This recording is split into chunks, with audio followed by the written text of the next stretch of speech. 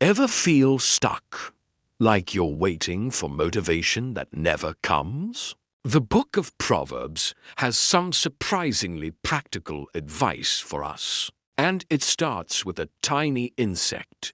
In Proverbs chapter 6, it says, "Take a lesson from the ants, you lazy bones.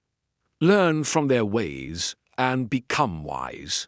Ants don't need a boss or an alarm clock. They just get to work, preparing in advance because it's what needs to be done. Think about it. What small task could you do right now instead of putting it off? That's the ant's wisdom, taking initiative.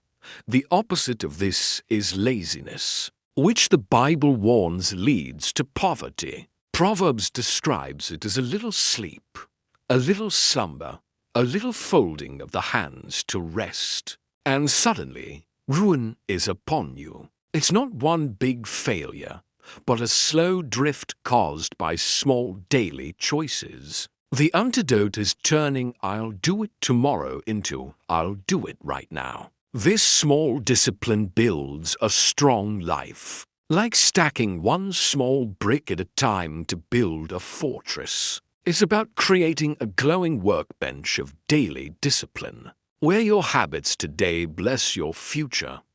But it's not just about what we do. It's about who we are. The chapter takes a sharp turn to warn against deceit.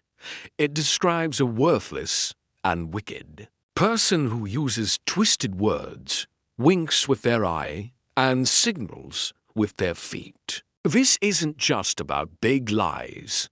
It's about subtle manipulation, exaggeration, and gossip that creates division. The challenge for us is to choose honesty, even when it feels like it might cost us something. Integrity is like a scale, and we must intentionally place truth on one side, rejecting the temptation to tip it with deceit. This ties directly into another thing God hates: pride. Proverbs lists 7 things God detests, and at the very top of that list are haughty eyes. Pride is that voice that says, "I know best, I'm not wrong, or I don't need help."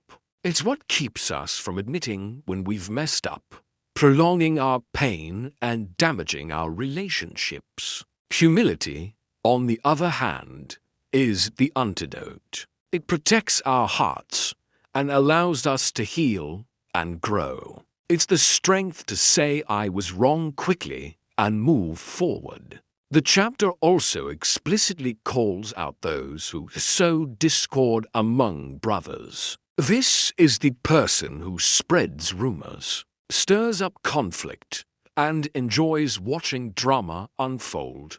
God designed us for unity, not division. So, our role is to be peacemakers. This means we don't repeat stories that could harm someone's reputation. We don't forward the gossip.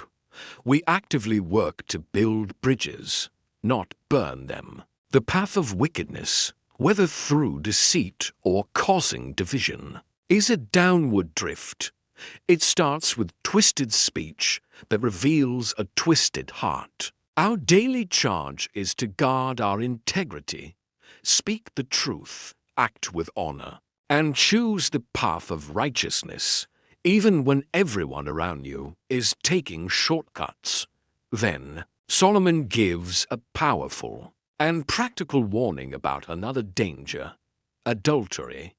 He says to guard your heart from the seductive path, because temptation often begins with just a look. His advice is simple but profound: guard your eyes. Look away early, before desire has a chance to take root and grow. He uses a striking image.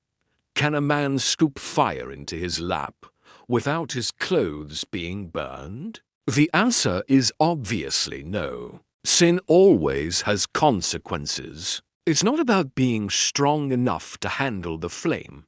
It's about being wise enough to avoid it completely. Set clear boundaries in your relationships before temptation ever arrives. The passage explains why this sin is so destructive. It ignites a fire of jealousy and rage that cannot be satisfied with any payment. Betrayal shatters trust, which is a sacred treasure in any covenant relationship, honoring our commitments and protecting. That trust is one of the highest callings. So, what's the big takeaway from Proverbs 6? It's a call to a life of diligent integrity. It's about learning from the art to work with purpose, planning for the future, and building honorable habits. It's about rejecting laziness, deceit, pride, and impurity.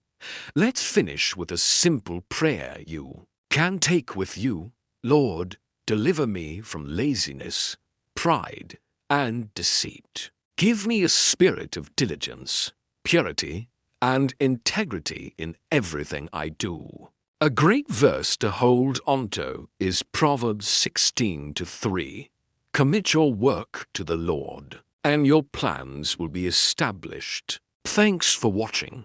If this was helpful, please like and subscribe for more.